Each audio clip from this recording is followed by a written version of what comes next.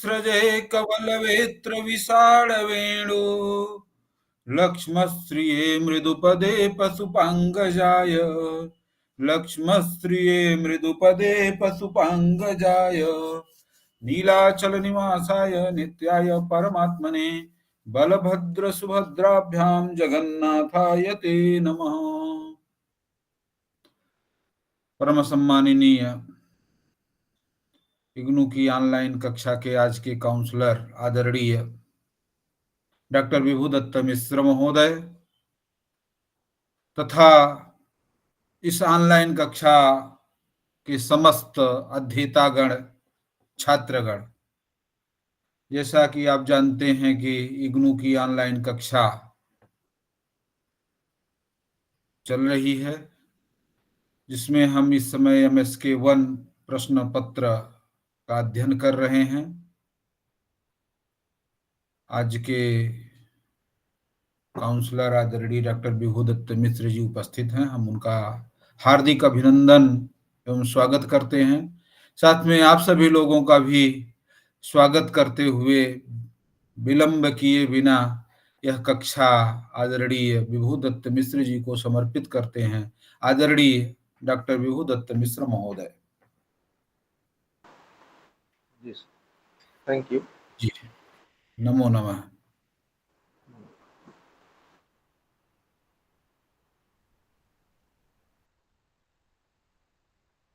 तो आज जो हम पढ़ने जा रहे हैं ये काव्य प्रयोजन, काव्य स्वरूप और काव्य लक्षण। काव्य के जो विधा है, जो प्रकार है, उसको हम पहले देख चुके हैं। गद्य काव्य, पद्य काव्य, चंपू काव्य, और उसके कुछ उदाहरण भी हम देख चुके हैं इसका कैसा होता है रहता है। आज जो पढ़ने वाले हैं, इस जो यूनिट है आपका इकाई 6 में जो है, ये काव्य शास्त्र संबंधी, काव्य के विषय में हम नहीं पढ़ेंगे। आज काव्य शास्त्रों के ऊपर हम चर्चा करेंगे। किस तरह काव्य होना चाहिए, किस प्रकार काव्य को हम काव्य कहेंगे, उसमें क्या क्या गुण होना चाहिए, इस विषय पर चर्चा करेंगे। तो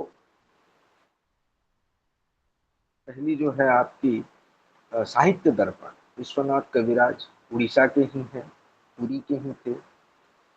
तो उनका जो साहित्य दर्पण बहुत प्रसिद्ध है और बहुत सरलतया काव्य शास्त्र और तथा नाट्य शास्त्र, ये दोनों का सम्मिश्रण, समन्वित रूप एक ग्रंथ है, जिस ग्रंथ को पढ़ने पर पूरा साहित्य का जो स्वरूप रहता है, उस स्वरूप हमें पता चल जाता है।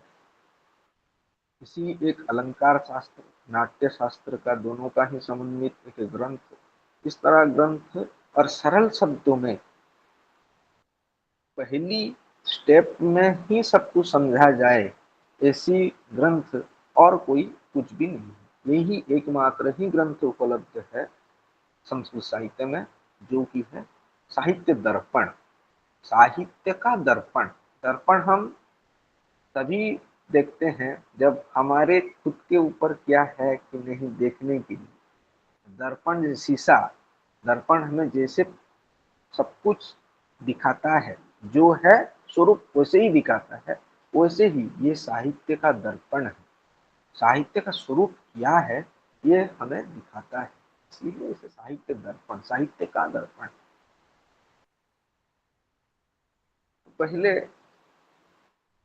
जब हम किसी विषय पर हम आते हैं पढ़ने के लिए, हम लोग यही चिंता करते हैं पढ़े कि पढ़ने से क्या लाभ हो। तो इसी बात का उत्तर साहित्य दर्पणकार ने भी, विश्वनाथ कविराज ने भी अपनी जो ग्रंथ है साहित्य दर्पण में, उन्होंने यही बताया है कि जो कवि काव्यों का जो फल है, काव्यों का जो फल है, इसका भी वही फल है। किसी एक काव्य को पढ़ने पर हमें जो फल मिलता है, काव्य शास्त्र को पढ़ने पर भी हमें वही फल मिलता है। और यहाँ जो काव्य शास्त्र, अलंकार नाट्य शास्त्र का समन्वित रूप एक ग्रंथ साहित्य दर्पण जो है, उस काव्य का ही अंग है, काव्यों का ही अंगभूत है। इसीलिए काव्यों का जो फल है साहित्य दर्पण रूप इस ग्रंथ का, वही फल ही आएगा, मिलेगा, यही बताना चाहते हैं। तो काव्य किसे कहेंगे? कवि ही कर्म। कवि का कर्म क्या है? कवि, जब कवि, जो कवि है उसने कुछ लिखा है, और लिखा हुआ चीज को पढ़ के या सुन के जो श्रोता है उसके मन में यदि कुछ चमत्कारिता रूप आनंद जात हो, या जिसे बोला जाता है श्रोतृ जन हृदय हारी, श्रोता जो है उसको मन को हरण करने वाली जो है वही काव्य है, जिसे सुनकर हो या देख कर हो। श्रव्य काव्य में देख के, दृश्य काव्य में देख के, श्रव्य काव्य में सुनकर, तो जो मन को हरण कर ले वही काव्य है, वही कवि का कर्म है। जब हम किसी भी ग्रंथ में प्रवेश करते हैं उसमें मुख्यतः 4 विषय हम लोग देखते हैं। सब शास्त्रों में 4 विषय, उसे अनुबंध चतुष्टय भी कहा जाता है।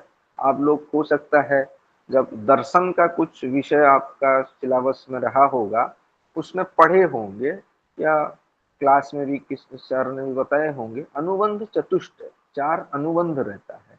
एक तो है अधिकारी, दूसरा विषय, तीसरा संबंध, चौथा प्रयोजन। अधिकारी से यही पता चलता है कि इस ग्रंथ को कौन पढ़ेगा, इसका अधिकारी कौन है। अधिकारी विषय, इसमें कौन सा विषय है, वो ग्रंथ में किस विषय पर आलोचना की गई। संबंध, जो विषय है, विषय के साथ जो ग्रंथ है उसका क्या संबंध है। और प्रयोजन, पढ़ने से क्या मिलेगा, लाभ क्या है, फल क्या है इस ग्रंथ का। ये 4 होता है अनुबंध चतुष्टय। तो उसी हिसाब से हमें अभी देखना है, तो इस ग्रंथ का प्रयोजन क्या है, काव्य का प्रयोजन क्या है। अभी यहाँ ये तो काव्य शास्त्र है, और पहले से बता दिए साहित्य दर्पणकार की काव्य अंगभूततया, काव्य की ही अंगभूततया यह ग्रंथ है, इसीलिए काव्य का जो फल है इसका भी वही फल है साहित्य दर्पण ग्रंथ का। तो काव्य का फल क्या है, क्यों पढ़े हम काव्य, क्या लाभ मिलेगा हमें। तो उसमें बोला जाता है जो अलौकिक आनंदानुभूति है वो ही परम प्रयोजन है। काव्य का परम प्रयोजन क्या है, आनंदानुभूति। आनंदानुभूति को इस तरह का आनंदानुभूति विषयानुभूति, आनंदानुभूति नहीं है, उसमें अलौकिक आनंदानुभूति। जब जो सहृदय व्यक्ति कोई काव्य को पढ़ता है या दृश्य काव्य को देखता है, तब उसमें ही अपने जीवन सरिता का जी म्यूट कीजिए। तो उसमें जो रहता है, जब हम कोई, जैसे आजकल के जमाने में हम फिल्म देखते हैं, आजकल एनिमल नया सिनेमा आया हुआ है, इसके पहले भी कुछ नया सिनेमा रिलीज हुआ है, कुछ कुछ याद नहीं है अभी। आप लोग को मुझसे ज़्यादा ज्ञान हो इस विषय में, कि जैसे कुछ सिनेमा हम देखते हैं तो क्या होता है, हमारी, हम अपने को सिनेमा के किसी एक किरदार में हम अपने को अटैच कर लेते हैं, जोड़ लेते हैं। तब हम कुछ कुछ आप देखे होंगे घर में भी, बड़े बुजुर्ग जब सिनेमा देखते हैं तो हम लोग, हम तो बहुत सारे देखे हैं ऐसे, कि मान लीजिए कोई पैथेटिक सीन चल रहा है, ऐसे कुछ मतलब दुखदायक घटना चल रही है सिनेमा में, इतना मतलब उसमें वो लोग तल्लीन हो जाते हैं कि उधर आंसू कैरेक्टर मतलब फिल्म में भी आंसू बहरने लगी है और इधर देखने वाला भी रो रहा है, तभी होता है। तो इसी स्थिति पे वही जो है तल्लीनता भाव में जो है आंसू बहा रहा है, फिर भी वो उसी दृश्य को देख रहा है, वही आनंद। जब हमें किसी विषय पर दुख हो तो उसी काम को हम दोबारा करना नहीं चाहते हैं, लेकिन आज भी इतने वर्षों के बाद भी लोग रामायण देखते हैं, पढ़ते हैं, जबकि सबने देखा है, सबने पढ़ा है, राम ने सीता को वन में छोड़ा है। और वो जो वन में छोड़ते हैं तब सब दुखदायक घटना है। और दुख को बारंबार हम तो अपने जीवन में नहीं चाहते हैं कि ये दुखदायक घटना बार बार हो, फिर भी ये दुखदायी घटना को हम बार बार देखते हैं। दुख मिलता है, जब हम देखते हैं तब हमारे मन में दुख का अनुभव होते हुए भी आनंद, बहुत अच्छा सिनेमा था, बहुत अच्छा फिल्म था, बहुत अच्छा सीरियल था कहते हैं। तो यही जो अनुभूति है, आनंदानुभूति, इसी यही अनुभूति, इस आनंद का आनंद पाना ही परम प्रयोजन है काव्य का। जब तक एक काव्य किसी तरह का एक आनंद नहीं दे पाता वो काव्य नहीं कहा जाता। तो इसी हिसाब से काव्य का परम प्रयोजन अलौकिक आनंदानुभूति ही है, और बिना प्रयोजन तो कोई भी कुछ काम नहीं करता। मैं पहले भी क्लास में बोल चुका हूँ, प्रयोजनम अनुद्दिश्य न मंदोपि प्रवर्तते। कोई भी अल्प बुद्धि वाला संपन्न व्यक्ति हो, कम बुद्धि वाला व्यक्ति हो, वो कभी भी बिना प्रयोजन में, लाभ न हो ऐसा कोई काम करता नहीं। जब उसका कुछ लाभ हो तभी वो ये काम करता है। अभी साहित्य दर्पण में बोल रहे हैं कविराज कि और क्या है, आनंदानुभूति के उपरांत जो मुख्य प्रयोजन है वो है अलौकिक आनंदानुभूति। उसको छोड़कर और क्या है अनुभूति, और क्या लाभ है, प्रयोजन क्या है? तो बोल रहे हैं चतुर्वर्ग फल प्राप्ति सुखात अल्पधियामपि काव्यादेव यतस्तेन तत्स्वरूपम निरूप्यते। काव्य किसे कहा है उसका स्वरूप हम निर्णय करेंगे, विचार करेंगे। बोल रहे हैं क्यों करेंगे, उसका अर्थ, उसका उत्तर दे रहे हैं इसलिए करेंगे। काव्य का स्वरूप कैसा रहता है, क्योंकि चतुर्वर्ग फल प्राप्ति, चतुर्वर्ग हमारे सनातन धर्म में हम चतुर्वर्ग प्राप्ति को ही सब कुछ मानते हैं। हमारा उद्देश्य है जीवन का जो पंथा है, जीवन का जो शैली है, हमारी जन्म से मृत्यु तक जो गति है, हम चार काम में उसे बांटते हैं। क्या क्या है? धर्म अर्थ काम मोक्ष। धर्म हो, काम हो, अर्थ, धर्म हो, अर्थ हो, काम हो और मोक्ष हो। अंतिम में मोक्ष की तरफ हम जाते हैं। तो धर्म भी हो, अर्थ संपदा भी हो और काम हो। काम मतलब जो हमारी कामना है, हमारी जो इच्छा है, इच्छा संपूर्ति हो। तो इसीलिए कहा जाए चतुर्वर्ग फल प्राप्ति सुखात अल्पधियाम अपि। सुखात अल्पधियाम, तो चतुर्वर्ग फल प्राप्ति जो सन्यासी लोग हैं उनका भी तो हो सकता है। सन्यास मार्ग में धीरे धीरे घर में बढ़े पढ़े, फिर सन्यास ले लिए, क्या हो गया, तो उसमें तो कष्ट। फिर बोल रहे हैं वेद पुराण न्याय शास्त्र अन्य शास्त्र पढ़ने पर भी तो हो सकता है चतुर्वर्ग फल प्राप्ति। पर यह क्यों पढ़ें? तो उसका उत्तर दे रहे हैं कि अल्पधियामपि, अल्पधियाम धी बुद्धि, अल्प बुद्धि, बुद्धि संपन्न जो व्यक्ति है वो शास्त्र में ज्यादा रुचि नहीं रखता, वो काव्य में ज्यादा रुचि रखता है। क्योंकि ये कहानी है, मनोरंजन भित्तिक से चलता है, आनंद देते हुए सिखाता है। और बाकी जो शास्त्र है उसमें आनंद मिलना सबकी बस की बात नहीं होता। इसीलिए चतुर्वर्ग फल प्राप्ति सुखाद अल्प धियामपि ऐसे कह के साहित्य दर्पण का विश्वनाथ बोल रहे हैं कि ये जो गौण प्रयोजन है उसका भी, किसका, काव्य का, इसीलिए हम काव्य का स्वरूप निर्वचन कर रहे हैं या स्वरूप आलोचना करते हैं। और अपनी बात को दिखाने के लिए प्रमाण और हो की भी प्रमाण दे रहे हैं कि यह बात मैं अकेला नहीं बोलता, उन्होंने भी ऐसा बोला है। जब उन्होंने ऐसा बोला है, उन्होंने बोलने का यह तात्पर्य है, जब हम किसी बात को बोलते हैं तो हम जब किसी एक आप्त प्रसिद्ध व्यक्ति के नाम से भी बोलते हैं, उसका थोड़ा ज्यादा महत्व रहता है समाज में।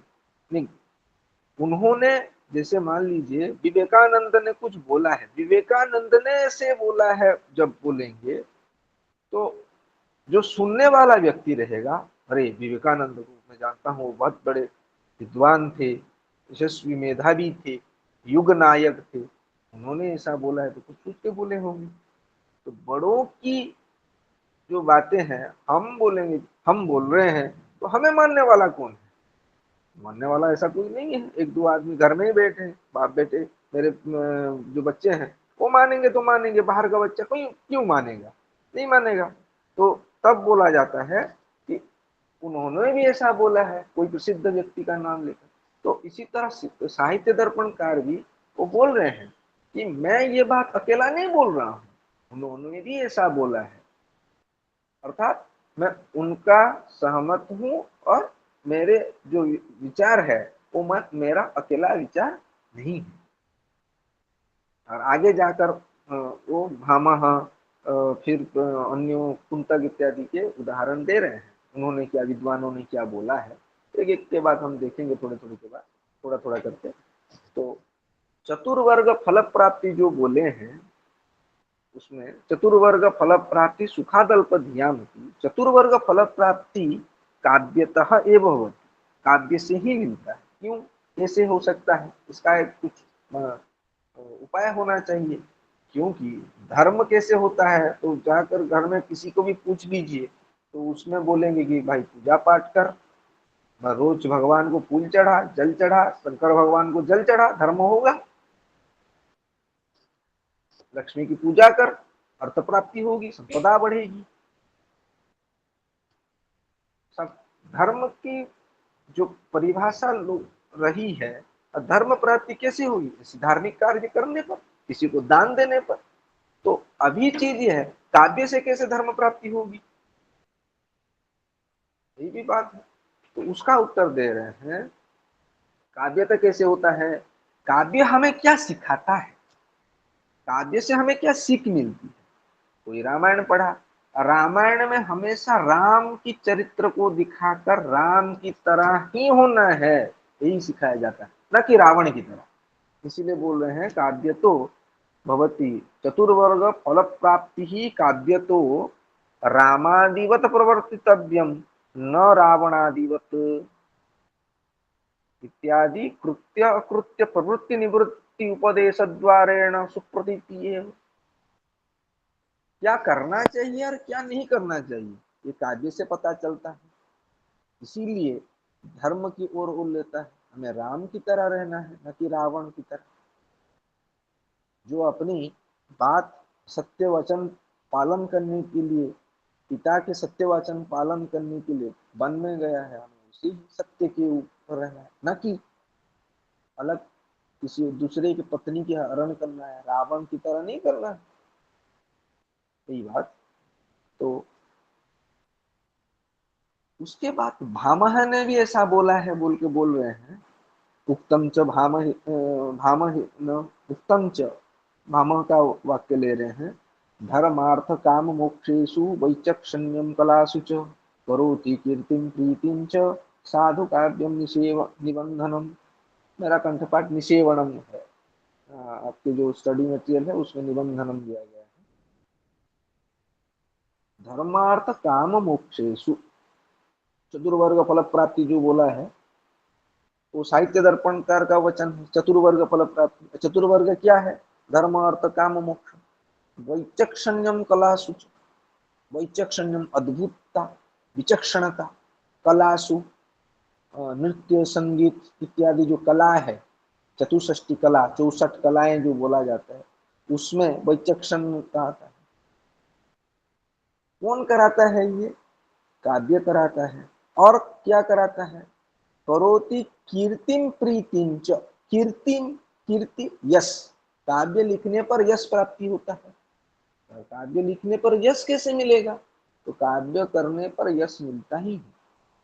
अभी हम लोग कालिदास की इतनी प्रशंसा कर रहे हैं, आज कालिदास हमारे बीच नहीं है, नहीं है, श्रीहर्ष नहीं है, लेकिन हम अभी भी उनकी काव्यों की अध्ययन कर रहे हैं। बार बार दिन में 365 में 365 लाख बार हो सकता है हम कालिदास के नाम ले रहे हैं।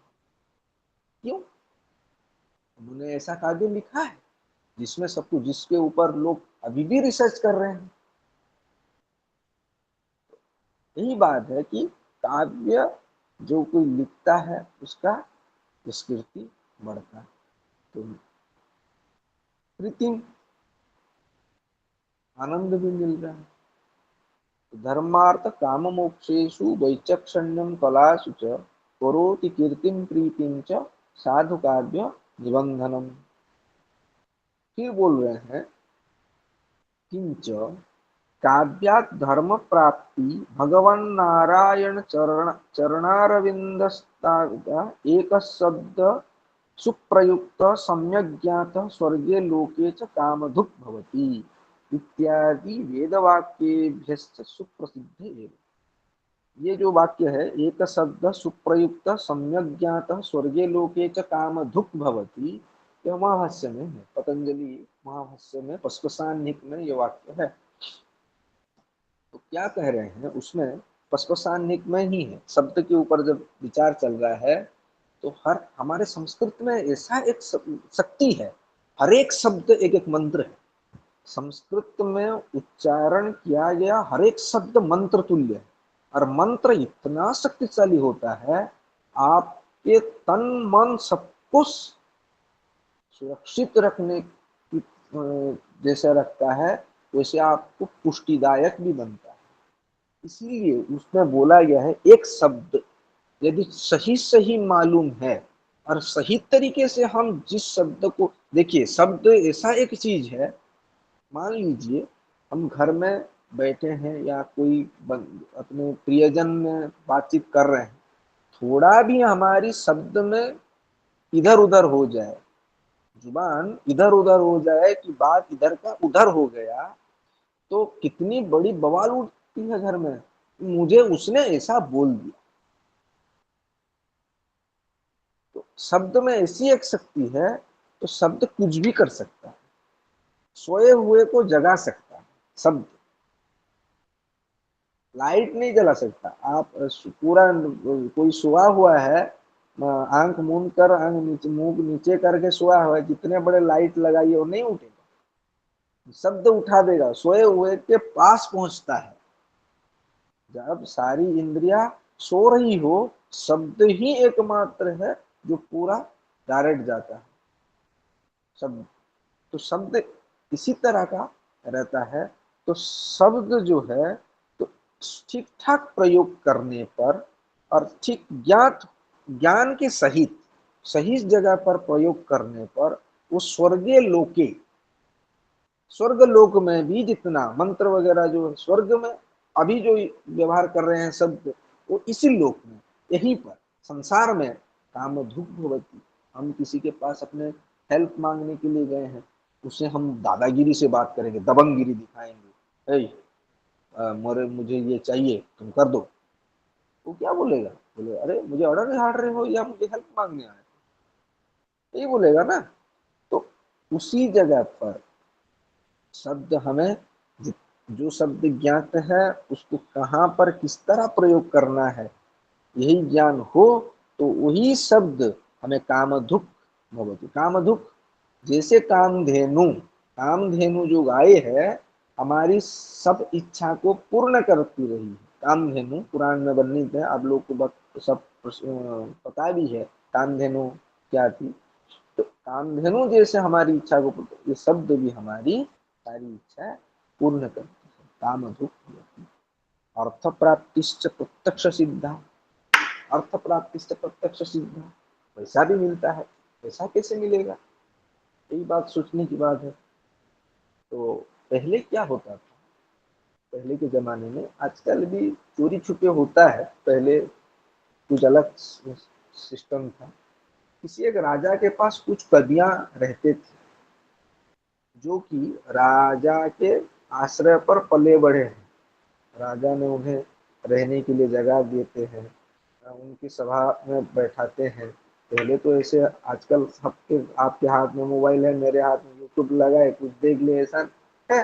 पहले तो ऐसा नहीं था। मनोरंजन के लिए व्यक्ति विशेष की आवश्यकता रहती थी कि कोई गाना बजाए, कोई नाच करे, कोई चुटकुला सुनाए, ऐसी बात रहती थी। तो कवियां, कवि भी जो है उसी तरह कुछ कुछ राजाओं के पास रहते थे। कभी उन्होंने किसी विषय पर कुछ लिखने के लिए बोलते हैं कवि को, और कवि उसका लिख कर, काव्य वगैरह लिख कर, तो क्या करते हैं, अ, अ, उसका जो नामकरण है वो राजा के नाम कर देते हैं। वो ये इस राजा की कृति है। जैसे श्रीहर्ष ने धावक नामक किसी एक कवि को बोला था, रत्नावली जो है नाटिका, उसको लिखने के लिए बोले थे। तो श्रीहर्ष राजा थे, धावक ने लिख दिए रत्नावली और नाम दे दिए ये श्री कृष्ण श्रीहर्ष विरचित। तो धावक को बहुत पैसा मिला था, इसलिए धावक कवि जो है उन्हें बहुत पैसा, ये सुनाई देता है इतिहास ग्रंथों में कि बहुत पैसा मिला था। उसी हिसाब से फिर जैसे कि इन्हों को भी मिला था, इनको किरातार्जुन में भारवी, भारवी जो कवि है, उनको भी किसी राजा ने बहुत पैसा दिया था किरातार्जुनीय रचना के लिए। ऐसा कुछ एक वाक्य के लिए ही कुछ 1 लाख रुपए दिया था, सहसा विदधता न क्रियाम, कुछ पद के लिए।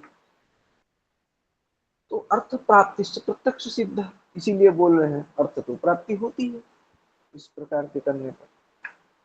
और आजकल भी किसी कवि ने कुछ कविता लिखा, और आजकल जो पेपर में देखते हैं आप, संडे का पेपर देखिए, हिंदी हो या उड़िया हो, उसमें कुछ कुछ कथाएं भी निकलती है और कुछ कुछ कविता भी निकलती है।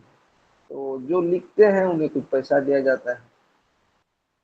तो ये सब करने पर पैसा तो मिलता ही है। अर्थ प्राप्ति प्रत्यक्ष सिद्ध। काम प्राप्तिश्च अर्थ द्वारा एवं, काम प्राप्ति आपकी इच्छा कब पूर्ति होगी, जब आपके पास पैसा हो, और पैसा आने पर आपकी इच्छा पूर्ति हो जाएगी। मोक्ष प्राप्ति तज्जन्य धर्म फलानुसंधानात् मोक्षोपयोगी वाक्य व्युत्पत्ति आधाय वाक्यत्वाच्च। जो वेद में है, उपनिषद में है वाक्य, मोक्ष उपदेशानुकूल जो वाक्य वगैरह रहते हैं, तरति शोकमात्मविद ब्रह्मविद ब्रह्मे भवति तत्त्वमसि अहम ब्रह्मास्मि, इसी वाक्य का चिंतनार्थ सरलतया चिंतन हो सके, वाक्य काव्य में रहते हैं, उसी हिसाब से ही मनुष्य कार्य करता है। तो अनुसंधान करने पर उसी वाक्य को वो मोक्ष की तरफ भी जा सकता है। चतुर्वर्ग प्राप्ति ही वेद शास्त्रेभ्यो निरसतया दुखादेव परिणत बुद्धिनाम एव जायते परमानंद संदोह जनकतया सुखादेव सुकुमार बुद्धिनाम पुनः काव्यादेव। अभी चतुर्वर्ग फल प्राप्ति तो 2 तरह का हो गया, फिर बोल रहे हैं किस तरह। कोई वेद पुराण पढ़ेगा तो काव्य पढ़ेगा, काव्य से हो पाएगा और वेद पुराण से भी हो पाएगा। जो वेद पुराण है, जो शास्त्र, अन्य शास्त्र, काव्य को छोड़कर जो शास्त्र रहे हैं, उसको पढ़ने पर भी चतुर्वर्ग मिलेगा। अभी जो चतुर्वर्ग मिलेगा उस तो नीरस है, उसमें तो रस नहीं निकलेगा, बेरस मतलब नीरस ही रहेगा।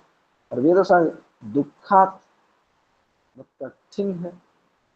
और परिणत बुद्धि नाम मतलब कि जिन लोगों का बुद्धि अत्यंत परिणत है, बुद्धि युक्त है, समझने की सामर्थ्य, पढ़ने की सामर्थ्य ज्यादा है, उनका ही हो सकता है, बाकियों का नहीं। और जो बाकी रहे वो लोग काव्य पढ़ के, सुकुमार कोमल बुद्धि वाले जो है वो लोग पढ़ेंगे। ऐसी स्थिति होने पर किसी ने पूछ लिया साहित्य दर्पणकार से कि ऐसा हो, मतलब आप कहना चाहते हैं कि जिन लोगों का ज्ञान समर्थ युक्त है, बुद्धि सामर्थ्य युक्त है, वो जाकर वेद पुराण पढ़े, और जिसका नहीं है वो काव्य पढ़े। जिनका ज्यादा बुद्धि नहीं है, बुद्धि समर्थ युक्त नहीं है, वो नहीं पढ़े। क्या नहीं पढ़ेंगे? काव्य नहीं पढ़ेंगे। जिनका बौद्धिक सामर्थ्य ज्यादा है, वो काव्य पढ़ने की इतनी जरूरत नहीं है, ऐसे बोलेंगे। तो वो बोले ननु तरी परिणत बुद्धि भी सत्सु वेद शास्त्रेषु किमिति काव्य यत्न करणीयम इत्यपि न वक्तव्यम कटुक। तो उत्तर ये, नहीं नहीं ऐसा नहीं बोल रहा, मैंने ऐसा नहीं बोल रहा हूँ, बोल रहे हैं। तो किसी ने जब बोल रहा है कि, तो आपका कहने का तात्पर्य यही है कि जिसका बुद्धि सामर्थ्य युक्त हो, बौद्धिक सामर्थ्य ज्यादा हो, वो वेद शास्त्र में जाए, जिसका कम है वो काव्य शास्त्र में आए। जिसका सामर्थ्य है, बौद्धिक सामर्थ्य, वो काव्य ना पढ़े। साहित्य दर्पण का नहीं नहीं नहीं नहीं, आप उल्टा समझ दिए, ऐसा नहीं है। तो बोल रहे हैं कटु औषध उपशमनीयस्य रोगस्य शीतशर्करोपशमनीयत्वे कस्य वा रोगिणः शीतशर्करा प्रवृत्ति साधयसि न स्यात्। जब किसी का बीमार है और उसको डॉक्टर ने मेडिसिन प्रेस्क्राइब किया, तो कुछ जो है मेडिसिन स्वाद में मीठी लगेगी, और कुछ है जो पूरा मुंह में भी दिया नहीं जा सकता, ऐसा ही टेस्ट है। मतलब बहुत खराब टेस्ट है उसका, खा नहीं सकता मेडिसिन को। तो जो रोगी है, पेशेंट, कौन सी मेडिसिन को वो प्रिफर करेगी ज्यादातर? तो सिंपल सी बात है कि ये जो रोगी है, जो जिसको मेडिसिन खाना है, वो स्वादिष्ट वाला लेगा, वो नहीं लेगा कष्ट वाला, जो मुंह को पीता लगे, मतलब ये लगे पीता, क्या रुचिकर नहीं है, वो नहीं लेगा। जिसको सर टेस्टी तीत है, लगेगा क्या? हाँ तीत, तीत। मतलब टेस्ट कुछ रहता है। देखिए, आप जब छोटे बच्चे को एग्जाम्पल ले लिए, जब छोटे बच्चे को आप कुछ मेडिसिन देंगे ना पानी में मिलाकर, तो जो जिसमें जो विटामिन तरह का मेडिसिन होगा, वो टेस्ट बहुत अच्छा रहता है, वो ले लेगा। आजकल तो मेडिसिन भी फ्लेवर के टाइप पे आते हैं। हम जब मैं अपने बच्चे के लिए मेडिसिन कुछ खरीदने जाता हूँ, फ्लेवर पूछते हैं, दुकानदार फ्लेवर पूछता है कि आपको स्ट्रॉबेरी फ्लेवर चाहिए या पाइनएप्पल फ्लेवर चाहिए, पूछता है। तो बच्चे को जो फ्लेवर ज्यादा अच्छा है वही मैं ले आता हूँ। तो फ्लेवर के हिसाब से तो करेला का फ्लेवर फ्लेवर डालेंगे तो कोई खाएगा ही नहीं। तो दोनों का है, मतलब तो करेला का भी फ्लेवर डाला गया है, और एक में डाला गया है पाइनएप्पल या तो स्ट्रॉबेरी का फ्लेवर डाला गया है। तो रोगी जो है पसंद ज्यादातर स्ट्रॉबेरी का फ्लेवर लेना ज्यादा पसंद करेगा, करेला को तो पसंद नहीं करेगा। तो उसी तरह तो बोल रहे हैं कि दोनों ही पढ़ना है, लेकिन जब कटु रोगी जो है वो क्या लेगा ज्यादातर, उसी हिसाब से कटुक औषध उपशमनीयस्य रोगस्य शीतशर्करोपशमनीयत्वे कस्य वा रोगिण शीतशर्करा प्रवृत्ति साधयसि न स्यात्। तो दोनों रहेगा। तो ज्यादातर लोग तो स्वतः प्रवृत्त भाव से जिसमें शीत शर्करा है, जो मीठी लगेगी, टेस्ट ज्यादा अच्छा है, उसे ही लेंगे, उसमें कुछ दो राय नहीं है। किंच काव्यस्य उपादेयत्वम अग्निपुराणे, फिर बोल रहे हैं काव्य का जो उपादेयत्व है, क्या लाभ है, वो अग्नि पुराण में भी बोला गया है। सिर्फ कोई विद्वान बोला है ऐसा नहीं है, पुराणों में वर्णित है। क्या है? नरत्वं दुर्लभम लोके विद्या तत्र सुदुर्लभा, कवित्वं दुर्लभम तत्र शक्ति तत्र सुदुर्लभा। नरत्वं, बहुत जन्मों के पुण्य के बाद मनुष्य जन्म मिलता है। आज जो हम जन्म है, आप के शरीर जो है मनुष्य शरीर, मेरा जो शरीर है, हम कितने जन्मों के पुण्य के बल पर हम ये शरीर हमें मिला है।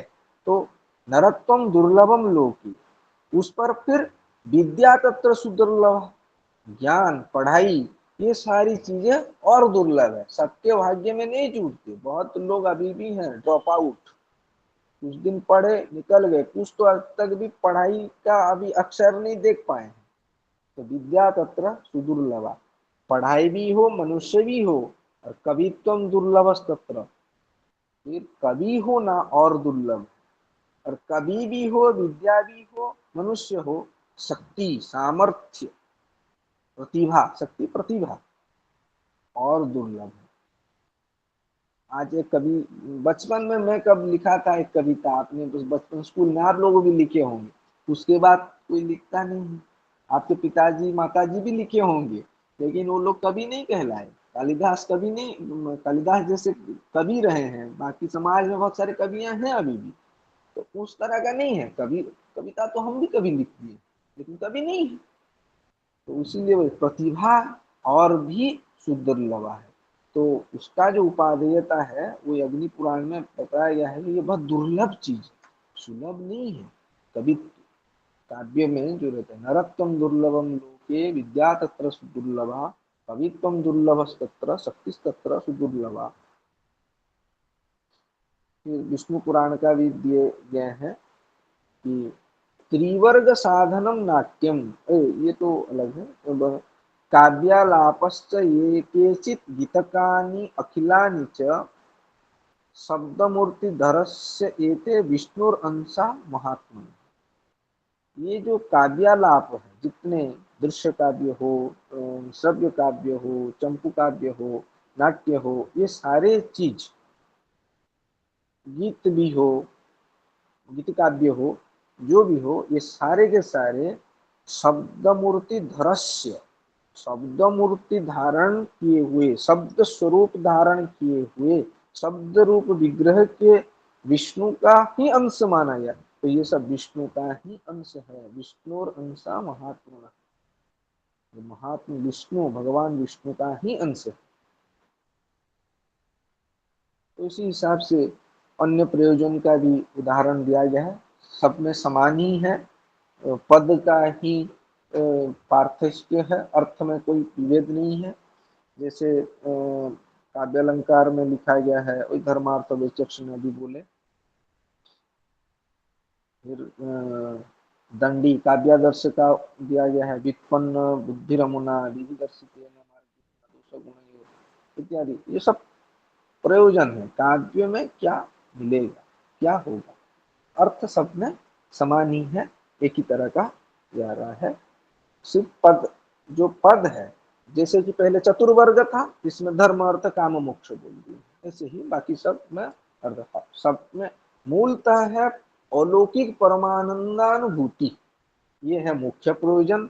बाकी जितने प्रयोजन है ये सारे के सारे गौण प्रयोजन है। और इस तरह से आने पर मम्मट के काव्य प्रकाशकार जो मम्मट है, उनका बहुत जो प्रसिद्ध ग्रंथ है काव्य प्रकाश में, उसमें लिखा गया है, काव्यम यशसे अर्थकृते व्यवहार विदे शिवेत रक्षतये सद्य परनिवृत्तये कांता संयुक्तया उपदेश युजे। कांता संयुक्तया, पहले ये चीज कुछ आप जान लीजिए।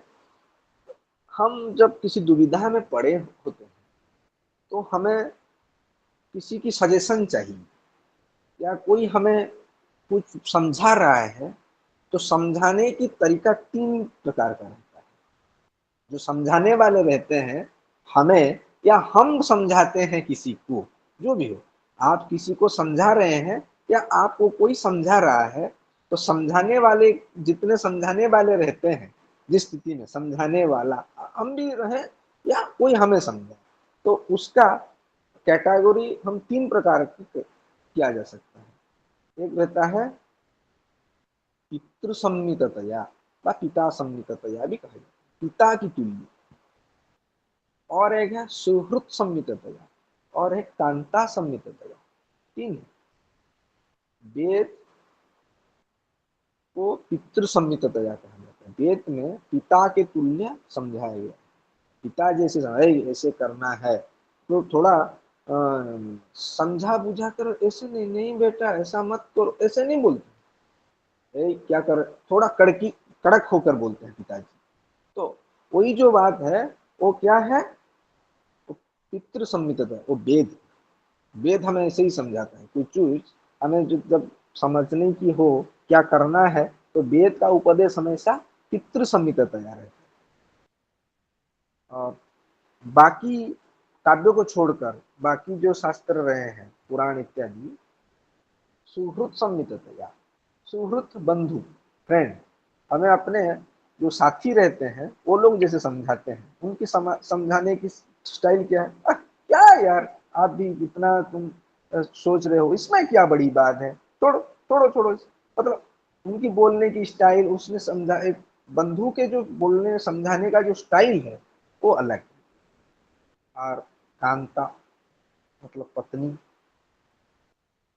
उस जगह पर लालित्य, आत्मीयता, एक अलग सी भावना के साथ वो समझाती है, और वो भावना काव्य में ही रहती है। काव्य इसी तरह हमें समझाता है। वो डांटता नहीं है, मजाक नहीं उड़ाता, वो पूरा प्यार से नहला बुला कर एकदम समझाता है, नहीं नहीं ऐसा नहीं करना चाहिए, इस तरह होना है। तो वही बोल रहे हैं, कांता सम्मिततया उपदेश युजे काव्यम यशस्से। पहली शब्द है काव्यम यशस्से, यश प्राप्ति के लिए काव्य होता है, यश मिलता है। पहले हम आलोचना किए हैं, काव्य रचना करने पर यश प्राप्ति होती है, अर्थकृत पैसा भी मिलता है, व्यवहार विधे, व्यवहार विधे व्यवहार ज्ञान होता है। कैसे व्यवहार ज्ञान होता है, पहले से ही बोल चुका हूँ। काव्य तो ही रामादिवत प्रवर्तितव्यम न तो रावणादिवत, राम की तरह रहना है, न कि रावण की तरह। जो अच्छी चीजें हैं वही समझाया जाता है, तो व्यवहार ज्ञान भी बढ़ता है किससे, काव्य में, कि इसी तरह का रहने पर इस तरह का करना है, इस तरह स्थिति रहती है।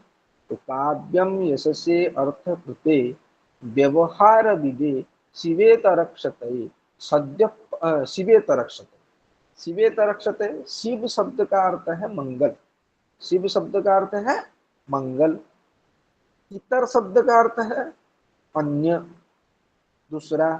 तो शिव से दूसरा, दूसरा मतलब मंगल से जो दूसरा, अलग अमंगल, मंगल से अलग अमंगल। शिवे तरक्षते, इतर क्षतए, इतर क्षतए, क्षति नाश के लिए, क्षति मतलब नाश, तो अमंगल नाश के लिए अमंगल नाश भी होता है। मंगल नाश कहते हैं कैसे होता है, जब आप काव्य का अध्ययन करेंगे, अच्छी चीजों का अध्ययन करेंगे, उससे अध्ययन करें या काव्य लिखें, किसी एक व्यक्ति का स्तुति कर रहे हैं, मान लीजिए रामायण का है, राम में स्तुति कर रहे हैं, तो उससे आपका पुण्य फल बढ़ेगा। और जो आपकी आदि भौतिक घटना होने, कुछ दुख मिलने वाला होता है, वो स्वतः प्रभु चला जाता है। रामचरित पाठ, रामचरित मानस कोई पढ़ रहा है, मानस पढ़ने पर भी पुण्य प्राप्ति होता है, कुछ दुख हो वो नष्ट हो जाता है, ऐसा कहा गया। काव्यम यशस्से अर्थ कृते व्यवहार विदे शिवेत रक्षते सद्य परनिवृत्त, सद्य पर, काव्य अध्ययन से काव्य लिए स्वतः मुक्ति मिल जाती है। तो किस तरह समझाता है वो, कांता सम्मिततया उपदेश युजे, उपदेश समझाता है, हमें उपदेश देता है, किस तरह देता है, कांता सम्मिततया। काव्यानुशासन में हेमचंद्र ने भी ऐसा ही बोला है, काव्यम आनंदाय यशसे कांता तुल्यतया उपदेशाय च, कांता सम्मिततया, ना कि बंधु की तरह, ना कि पिता की तरह, वो कांता की तरह वो समझाती है। तत्र कीर्ति परम आह्लाद गुरु राज देवता प्रसादादि अनेक विध काव्य प्रयोजक से, इस सबका कीर्ति परमानंद गुरु राजा देवता आदि के कृपा से सभी काव्य के प्रयोजन है। ये सब काव्य के प्रयोजन ही बताया गया है। ठीक है, तो काव्य का लक्षण अभी बताइए। काव्य से ऐसा मिलता है, यश मिलेगा, पैसा मिलेगा, अमंगल नाश हो जाएगा, बातचीत करने की शैली पता चल जाएगी, पत्नी की तरह या तो बांधवी की तरह, नायिका की तरह कोई समझाने वाला भी मिल जाएगा, मिल जाएगी, नायिका मिल जाएगी। तो किस तरह का वो काव्य लक्षण तो बताइए कि इसको उस किसे काव्य बोले, अभी लक्षण बताइए। तो जब हम किसी चीज का लक्षण बोलते हैं तो लक्षण क्यों बोलना चाहिए ये मैं पहले बोल चुका हूँ, पहले क्लास में। तो लक्षण होनी चाहिए किसी, तो उसमें शास्त्रोकारों ने बोला है, अतिव्याप्ति अव्याप्ति असंभव दोष रहित लक्षण स्यात्। उसमें तीन दोष नहीं होना चाहिए, अतिव्याप्ति नहीं होनी चाहिए, अव्याप्ति नहीं होनी चाहिए, असंभव भी नहीं होनी चाहिए। तो पहले लक्षण में जाने से पहले मैं अतिव्याप्ति क्या है, असंभव क्या है, अव्याप्ति क्या है, थोड़ा समझा दे रहा हूँ। मान लीजिए हम किसी एक गाय का लक्षण, जिसका लक्षण करते हैं वो लक्ष्य है हमारे, और जो कर रहे हैं उसका कुछ लेकर हम उसके लक्षण बना रहे हैं, वो लक्षण है। बाकी असाधारण धर्म वचन लक्षण, उसका एक स्पेसिफिक कैरेक्टर या कुछ चीजों को लेकर हम लक्षण, तो वो लक्षण है, और जिसका बना रहे हैं वो लक्षण है। अभी गाय का लक्षण की बात चले तो हम लोग बातचीत करेंगे, किसको गाय बोलेंगे, तो किसी ने बोला कि जिसका सिंह हो उसे गाय बोला जाए, संगीतम गो हो लक्षणम। तो फिर किसी ने बोल दिया कि नहीं नहीं, जिसका सिंह है उसको गाय बोलेंगे, तो हिरण का भी तो सिंह है, आज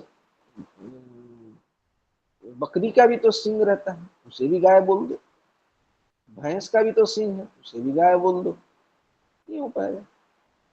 तो क्या हुआ, हम लक्षण बनाए तो गाय की, गाय को देखे नहीं, जिसका सिंह है उसे गाय बोल दी, लेकिन जो लक्षण हमने बनाया वो क्या किया, अपने से छोड़कर, गाय को छोड़कर भी, गाय से अतिरिक्त बकरी पर, भैंस पर, हिरन पर चला गया, उनका भी सिंह है, बोल दो गाय, नहीं होगा।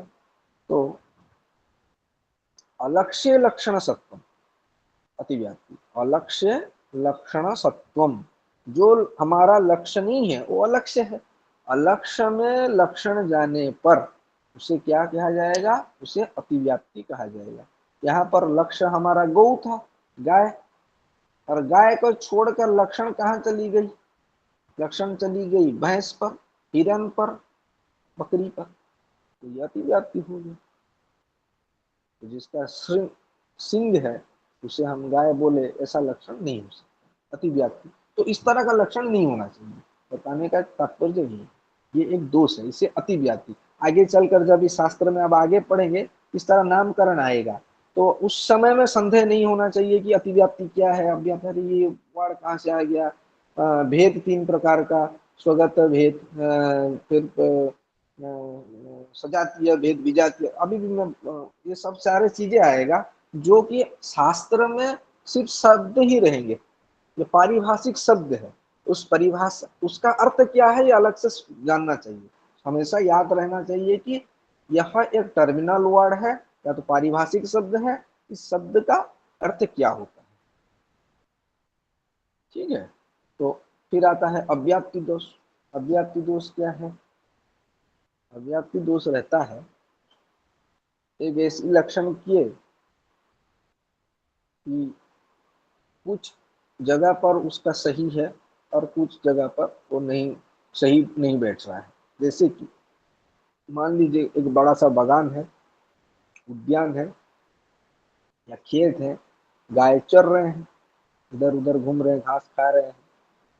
उसी समय क्या हुआ, किसी ने बोला, गाय किसे बोले, तो मैं देखा कि सारे के सारे गाय जो है काली गाय है।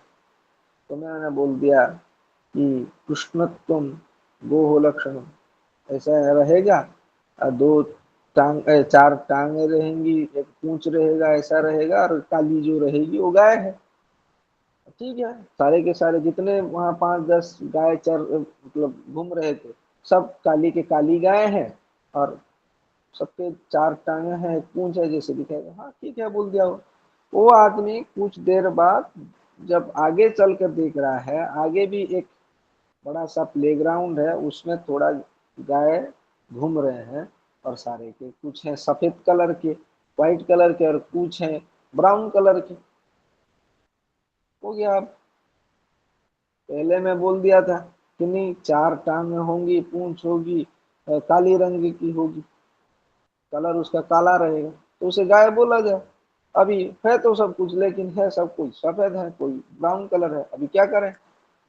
तो सब कुछ ठीक होने पर भी काला रंग जो वाला, उसे गाय बोला जाए, सब कृष्णवत्तम गो लक्षणम यदि बोला जाए, तो जो सफेद वाला, सफेद कलर की जो गाय है और जो ब्राउन कलर की गाय है, उसमें लक्षण नहीं बैठ रही है तो गाय, लेकिन लक्षण नहीं जा रहा है, क्योंकि कृष्णत्वम गोह लक्षणम किए हैं, शुभ्रत्वम नहीं कहे हैं।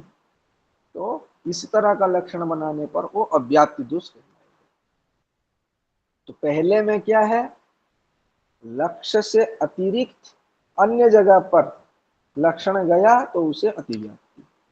और अव्याप्ति किसे कहा जाएगा, जहां पर हम लक्षण बना रहे हैं, जिसका लक्षण कर रहे हैं, उसका कुछ एरिया में कुछ लोगों पर लक्षण सही बैठ रहा है और कुछ लोगों पर नहीं बैठ रहा है, तो उसी हालत में क्या होगा, तो उसमें अव्याप्ति दोष आ जाएगा।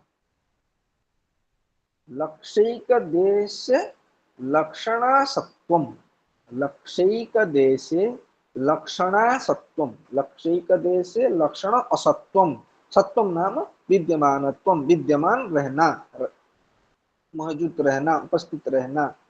तो लक्ष्य का एक देश में लक्षण का अनुपस्थित रहना, तो उसे कहा जाएगा अव्याप्ति दोष। अभी तीसरा आएगा असंभव दोष। ऐसा एक लक्षण बताऊं गाय का, तो कहीं पर दुनिया में ढूंढेंगे भी तो गाय नहीं मिलेगी उस तरह का। मैं बता दूं कि एक सफलतम गोह लक्षण, खुर रहता है गाय का, गुड़ का खुर, गाय की जो पांव है, पांव के नीचे काला रंग का जो खुर रहता है, तो पूरा जो है उसे एक सपवत्व, एक विशिष्ट है, पूरा गोला वाला रहेगा, तो वैसा जिसका है उसे गाय बोला जाए। सारा दुनिया छान लीजिए, कहीं नहीं मिलेगी, क्योंकि गाय की जो रह द्विसपवत्वम, उसका दो भागों में बटा हुआ खुर रहता है, और पूरा गोलाकार जो रहता है खुर, वो घोड़े के रहता है। एक सपवत्वम गोह लक्षण करेंगे, या बोलेंगे कि क्या बोलेंगे, गाय किसको बोलेंगे, नहीं जिसका 3 टांग हो या बात करती हो। सारे दुनिया ढूंढ लीजिए, वैसा नहीं है कहीं पे भी। 3 पैरों वाली और बात करनी जो कहती है, उसे गाय बोले, तो इस तरह का गाय मिलेगी नहीं। तो ऐसे अद्भुत जो है, उसे असंभव दोष कहते हैं। लक्ष्यिक देशे कुत्रापि लक्षणम असत्यम, कहीं पर भी नहीं मिलेगा जब, तब उसे असंभव दोष कहेंगे। तो लक्षण हमेशा ये तीनों दोष से दूर रहना चाहिए। ग्रसित हो गया तो उसे लक्षण नहीं कहा जाएगा। तो इसीलिए लक्षण जो है वो अतिव्याप्ति, अव्याप्ति और असंभव दोष रहित होना चाहिए। ठीक है, तो आगे देखते हैं उसमें क्या बोलते हैं। तो यहाँ जो है साहित्य दर्पणकार ने सीधा सलग अपना मत नहीं रख रहे हैं किताब में, अपना जो काव्य का लक्षण जो उन्होंने किया है वो नहीं उपस्थापन कर रहे हैं, वो दूसरों का जो मत है उसे पहले उपस्थापन करके धीरे धीरे उसका खंडन करते करते फिर लास्ट को जाकर अपना मत उपस्थापन कर रहे हैं। तो उसमें पहले आ रहे हैं मम्मट के जो काव्य लक्षण है उसको उपस्थापन कर रहे हैं। बोल रहे हैं, मम्मट ने क्या बोला है, तददोषौ शब्दार्थो सगुणौ अनलंकृति पुनः क्वापि। शब्दार्थो काव्यम, शब्द और अर्थ को काव्य कहा जाएगा, यही वाक्य है। तो शब्द अर्थ किस तरह का शब्द अर्थ को काव्य कहा जाएगा, जो शब्द अर्थ तद अदसौ दोष रहित हो, सगुणों हो गुण युक्त हो, फिर अनलंकृति पुनः क्वापि अलंकार युक्त हो या कभी कभी ना भी हो, इसी तरह का शब्दार्थ को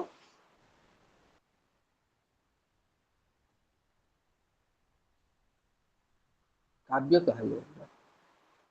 अभी ऐसा करने पर उसको बता रहे हैं, अभी साहित्य दर्पणकार इस विषय पर बोल रहे हैं कि एतत् चिंत्यम, अभी जो लक्षण लिए हैं किसका, मम्मट के, तददोषो शब्दार्थो सगुणो अनलंकृति पुनः क्वापि, उसका यदि दोष रहित एव काव्यत्व अंगीकार तदा, यदि जिसमें दोष ना हो उसे ही सिर्फ काव्य कहा जाए तो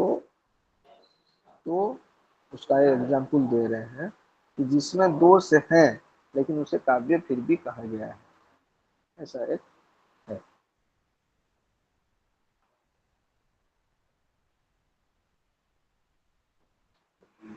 तो एग्जाम्पल दिया गया है, न्यक्कारो हयमेव मे यदरयः तत्रापि असौ तापसः सोऽप्यत्रैव निहन्ति राक्षसकुलं जीवत्यहो रावणः धिक् धिक् चक्रजितं प्रबोधितवता किं कुम्भकर्णेन वा स्वर्गग्रामवाटिका विलुण्ठनवृषोच्छुनैः किमिवैर्भुजैः।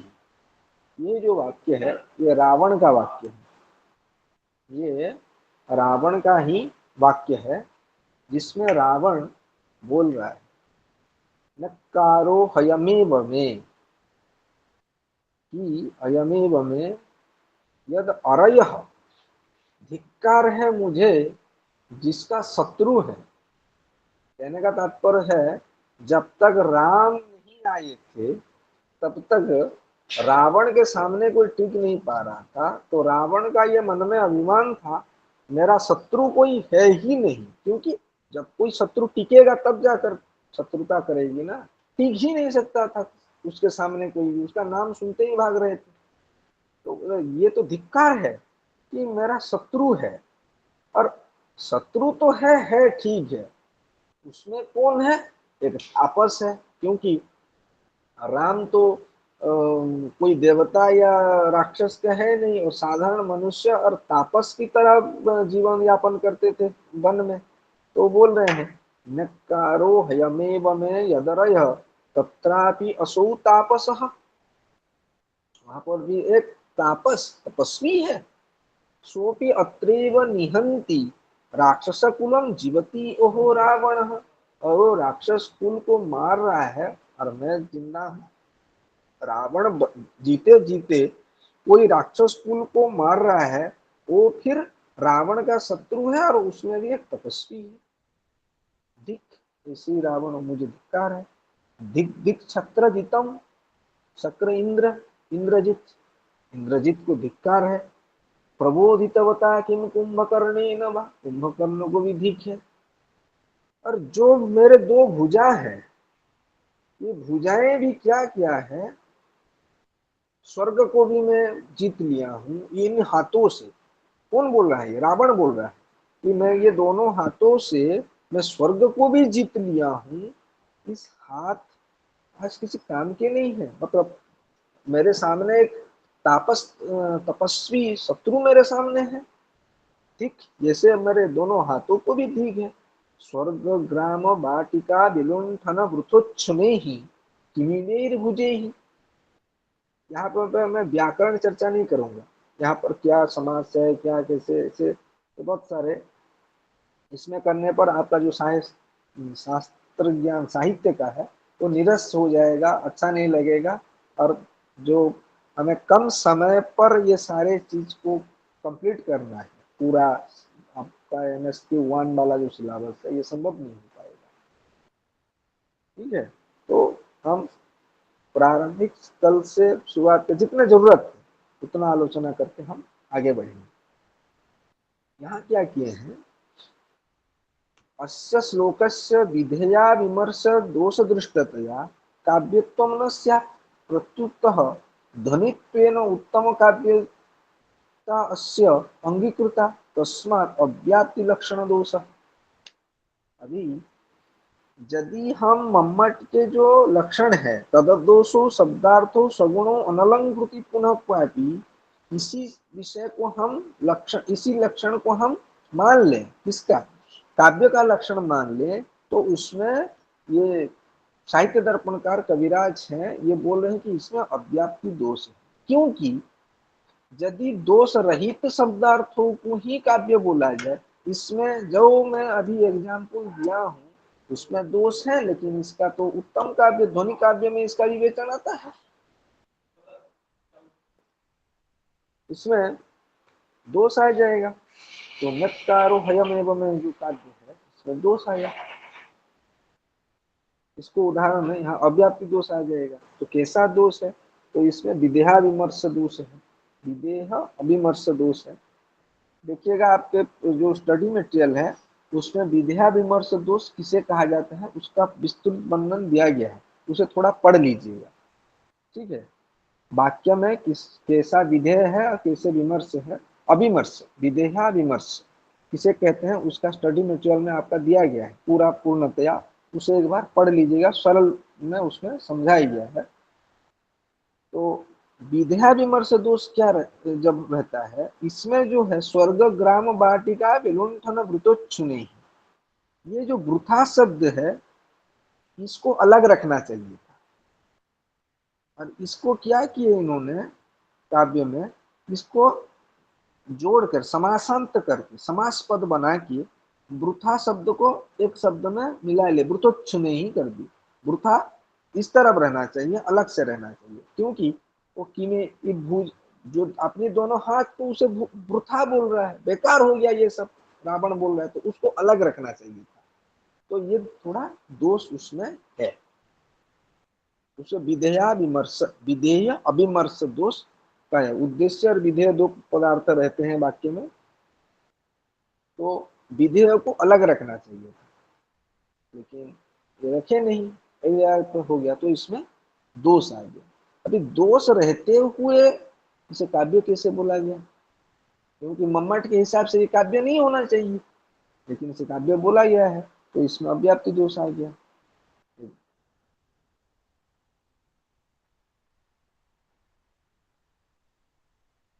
ननु कश्चिदेव अंशो अत्र दुष्टो न पुनः सर्वोऽपि इति चेत् तर्हि यत्रांशे दोषः सः काव्यत्व प्रयोजकः। अभी कोई पूछे कि नहीं नहीं पूरा का काव्यत्व कैंसिल नहीं हो रहा है लक्षण के हिसाब से, जहां पर दोष है उसी अंश को छोड़ दीजिए, बाकी सब काव्य है, और जिसमें दोष है वो काव्य नहीं है। तो ननु कश्चिदेवांशो अत्र दुष्टो न पुनः सर्वोऽपि चेत् तर्हि यत्रांशे दोषः सो अकाव्यत्व प्रयोजकः, यत्र ध्वनि स उत्तम काव्यत्व प्रयोजकः इत्यांशाभ्याम उभयतः आकृष्ण आकृष्णमाणमिदं काव्यम् अकाव्यं वा किमपि न स्यात्, न च किञ्चिदेवांशं काव्यस्य दूषयन्तः श्रुतिदृष्टादयः दोषाः, किं तर्हि सर्वमेव काव्यम्। तथा ही काव्यात्मभूतस्य रसस्य अनपकर्षकत्वे तेषां दोषत्वमपि नाङ्गीक्रियते, अन्यथा नित्यदोष अनित्यदोषत्व व्यवस्था अपि न स्यात् यदुक्तं ध्वनिकृता। तो यदि मान लिया जाए कि जिस अंश में ही रहेगा दोष उसे काव्य बोला जाए, जिस अंश में ना रहो उसे जिस अंश में दोष है उसे काव्य नहीं है, जिसमें नहीं है उसको काव्य बोला जाए। तो ऐसे करने पर तो बहुत सारे प्रॉब्लम आ जाएगी, क्योंकि पूरे श्रुति में, वेद में भी ऐसे निकले कि इसको हम काव्य बोले, इसे काव्य नहीं बोलेंगे, इसे उचित है। ऐसा करने पर नहीं होगा। तो ऐसे फिर आपको डिवीजन बनाना पड़ेगा, डिवाइड करना पड़ेगा, कैटेगरी बनाना पड़ेगा कि ये पूरा काव्य है, पूरा उत्तम काव्य, इसमें एक भी दोष नहीं, इसमें लिख लीजिए इसमें थोड़ा दोष है, इस तरह का फिर कैटेगराइज करनी पड़ेगी। तो ये सब नहीं हो पाएगा।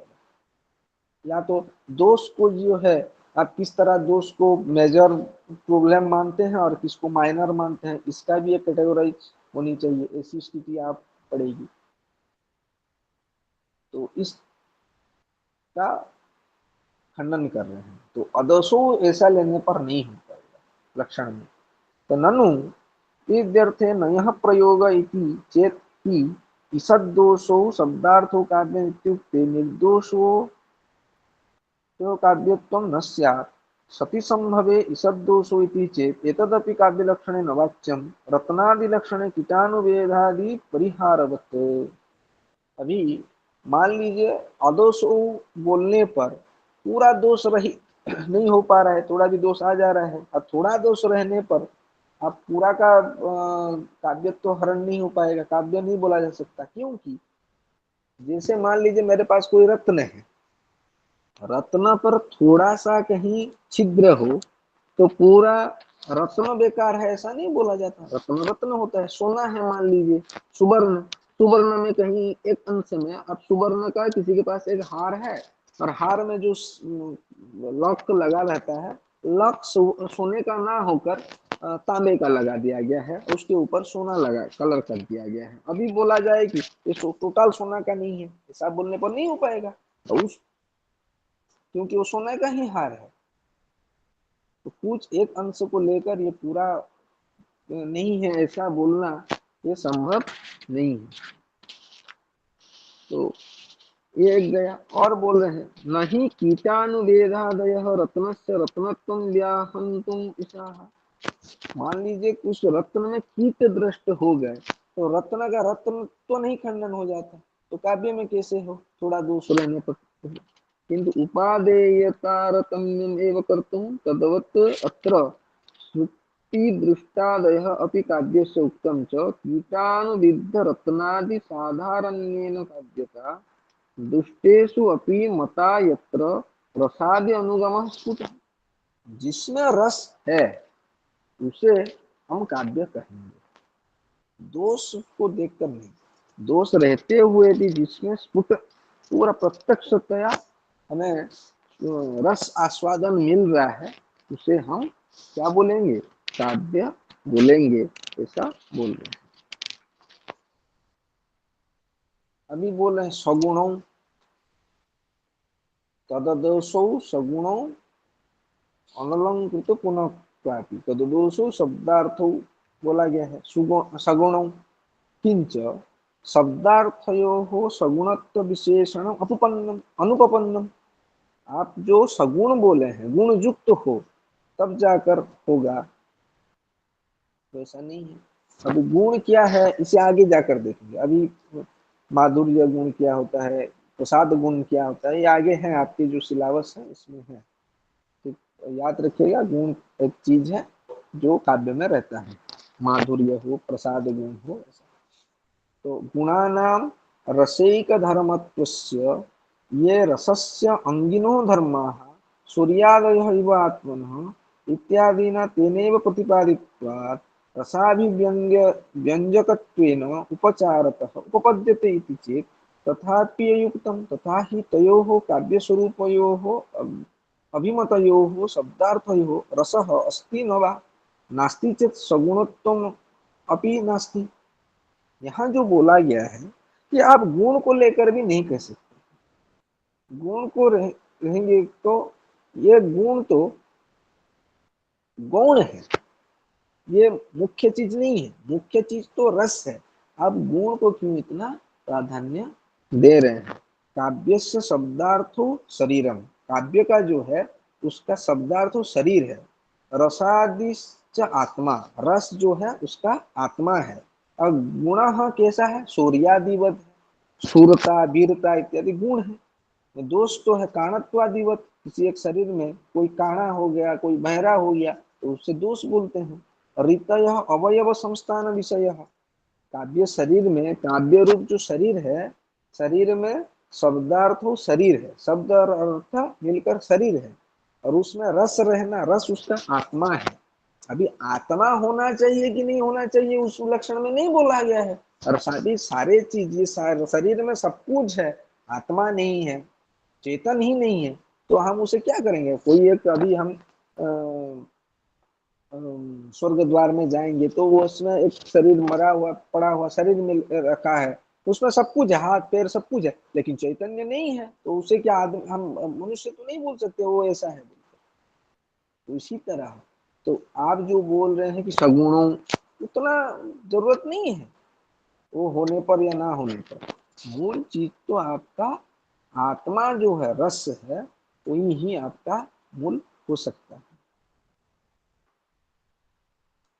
उत्तम ही काव्य शब्दार्थो शरीरम रसादिश्चात्मा गुणाः सूर्यादिवत् दोषाः काणत्वादिवत् ऋतयः अवयव संस्थान विशेषवत् अलंकाराः कटक कटकुंड कुंडलादिवत्। जैसे हम कुंडल पहनते हैं कान में, नाक में नथुनी पहनते हैं, तो ऐसे ही अलंकार विभिन्न ऐसे हैं, ये सब अलंकार है। तो उससे ज्यादा मतलब नहीं है, रस है कि नहीं आपको ये देखना चाहिए। तो फिर आगे चल कुंतक का भी मत उसमें क्या है, वक्रोक्ति काव्य जीवितम, वक्रोक्ति जिसमें है उसे ही काव्य बोला जाएगा। तो वक्रोक्ति एक अलंकार भी है, वो भी आपके सिलेबस में आया है आगे। वक्रोक्ति व्यंजना कैसे रहती है अलंकार, तो अलंकार के पर्यायवाची है, आप उसको आत्मवाची रस में अंतर्भाव नहीं कर सकते, यही बोलकर उसका भी मत खंडन कर रहे हैं। तो पहले मम्मट का मत खंडन किए हैं, बोल रहे हैं कि तददोषो शब्दार्थो सगुणो अनलंकृति पुनः क्वापि, ये काव्य लक्षण नहीं हो सकता। अब व्याप्ति दोष दिखा रहे हैं, गुण पकड़े तो गुण में भी दोष दिखा रहे हैं, अलंकार में भी दोष दिखा लिए, तो बोले नहीं ऐसा नहीं, अनलंकृति पुनः क्वापि, इस पद का भी खंडन है। अनलंकृति पुनः क्वापि उत्तम तदपि परास्तम अस्यार्थ सर्वत्र सालंकारो क्वचित अस्फुटालंकारो अपि शब्दार्थो काव्यमिति तत्र, जहां पर अलंकार नहीं है उसे भी मतलब स्फुटालंकार है, जहां पर शब्द में अर्थ में स्फुट अलंकार है, प्रत्यक्ष डायरेक्ट पता चल रहा है, और कहीं पे व्यंजनावृत्ति के ऊपर पता चल रहा है, तो उस पर बोल रहे हैं। तो ऐसी स्थल पर आपकी जो लक्षण बताए हैं वैसा नहीं हो पाएगा।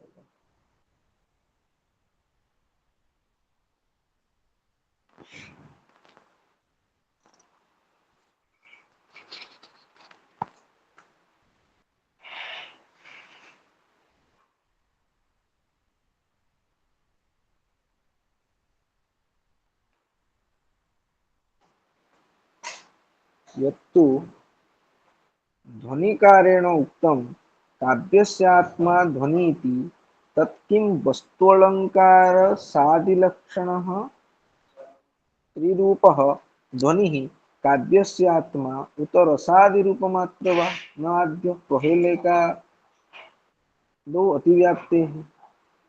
काव्यस्यात्मा ध्वनि जो आनंद वर्धनाचार्य किए हैं, उसको यदि काव्य का लक्षण मान लें तो भी ठीक नहीं है बोले। क्यों? तो आप जो काव्य से तत्किम वस्तु अलंकार रसादि लक्षण स्त्रीरूप ध्वनि ही काव्य से आत्मा तो रसादि रूप मात्र, वस्तु अलंकार ये सब कुछ मिलाकर आप बोल रहे हैं कि सिर्फ रस को मान रहे हैं। यदि सबको मिलाकर बोल रहे हैं तो प्रहेलिका दो अतिव्याप्ति, प्रहेलिका जो रहता है क्या बोलते हैं उसे, व्यंग में हम ये चुटकुला बोलते हैं, उसे काव्य बोल दीजिए, नहीं हो पाएगा।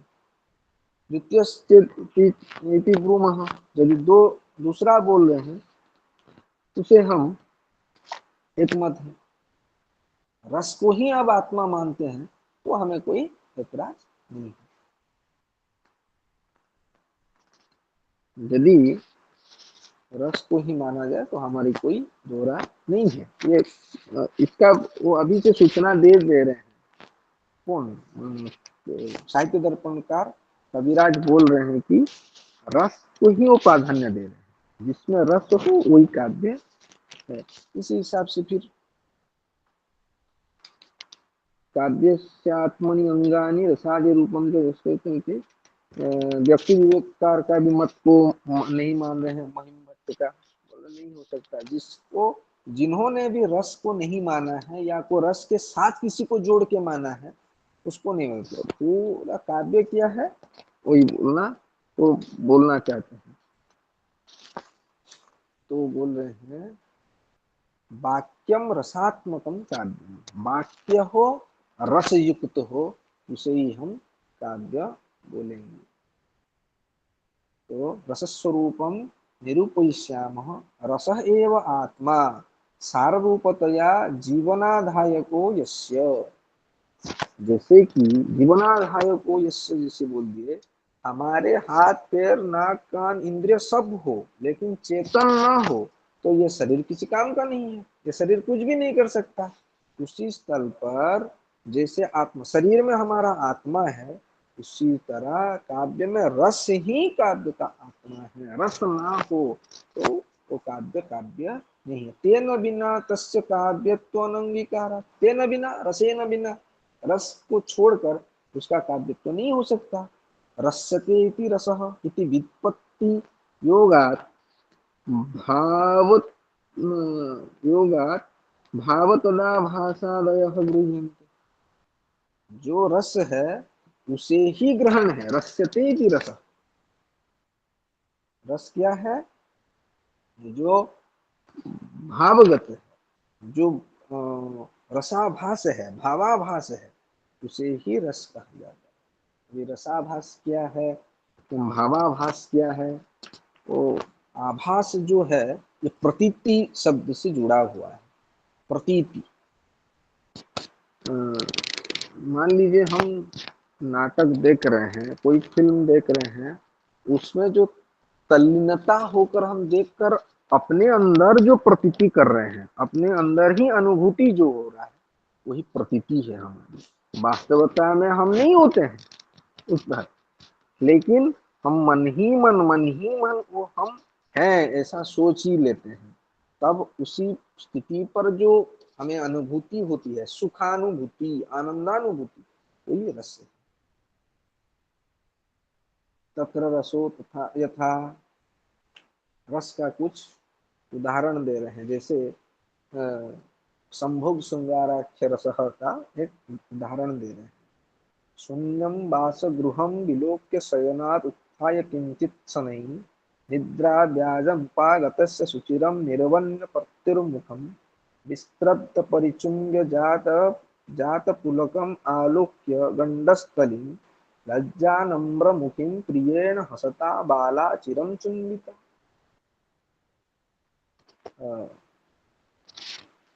रात की समय है, नायक नायिका दोनों घर में हैं, अकेले ही हैं और कोई है नहीं। नायिका नायक सोया हुआ है, नायिका पास में है। वो देखे, पहले इधर उधर देखे कोई है कि नहीं, नायिका देख रही है, कोई है नहीं। शून्यम वासगृहं विलोक्य,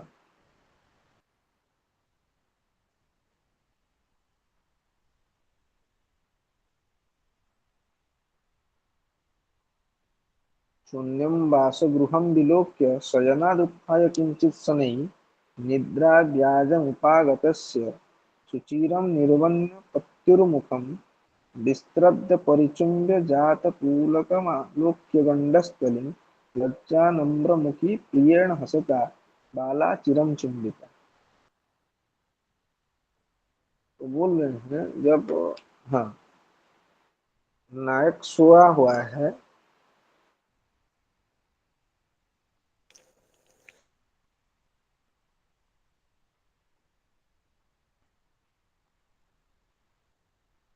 हाँ, नायक सोए हुए हैं और नायिका जाकर देख रहे हैं कोई घर में है कि नहीं, क्योंकि यहाँ जो नायिका है वो सब हमेशा सखियों के साथ रहती है, अभी सखी से रहित है, सखियों उसका साथ नहीं है।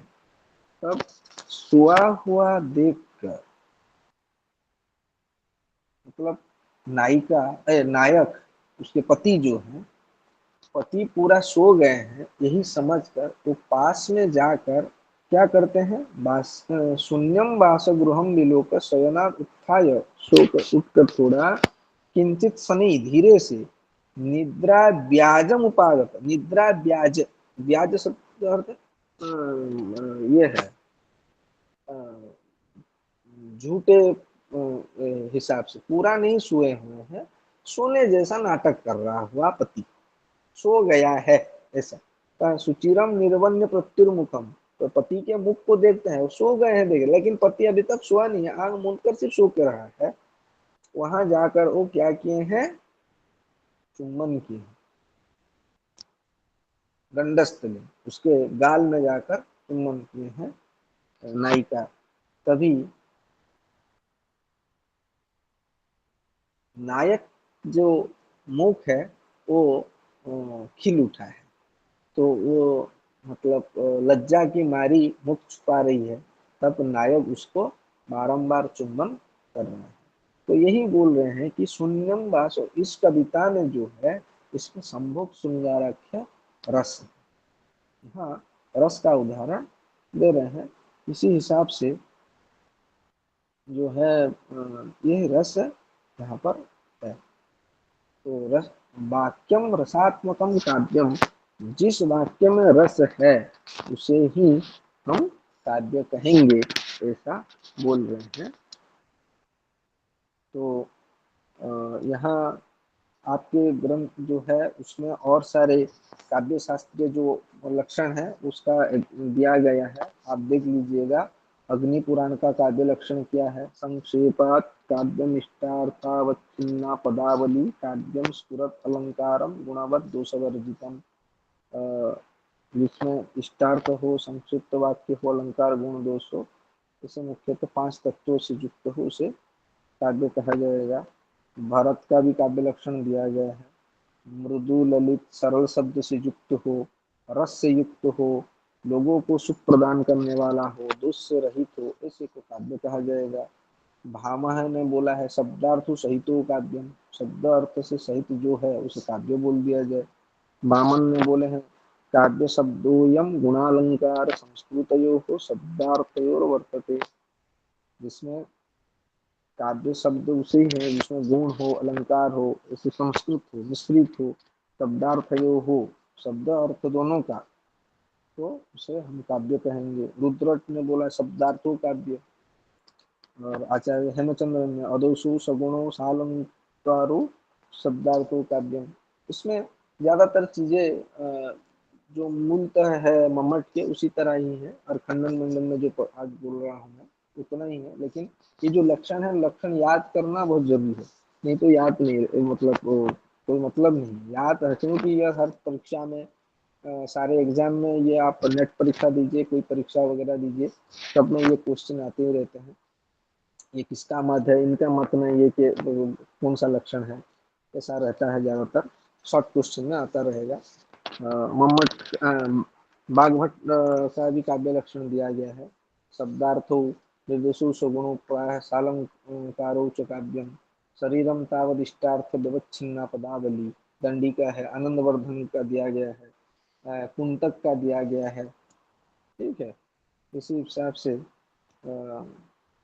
फिर जगन्नाथ रमणीयार्थ प्रतिपादक शब्द काव्यम, ये सारे आपके टेक्स्ट बुक जो स्टडी मटेरियल है उसमें दिया गया है।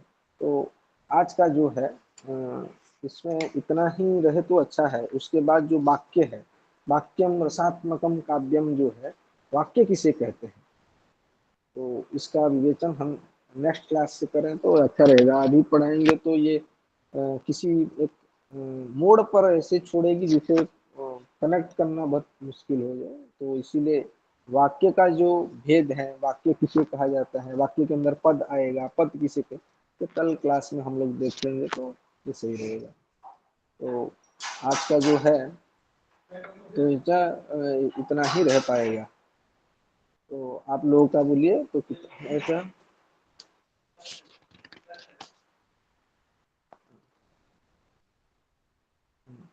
तो तो आप लोग यहाँ तक जितना है, तो उसके बाद कुछ किसका इसका कुछ ज़रूरत है तो कुछ डाउट है तो आप बोल सकते हैं।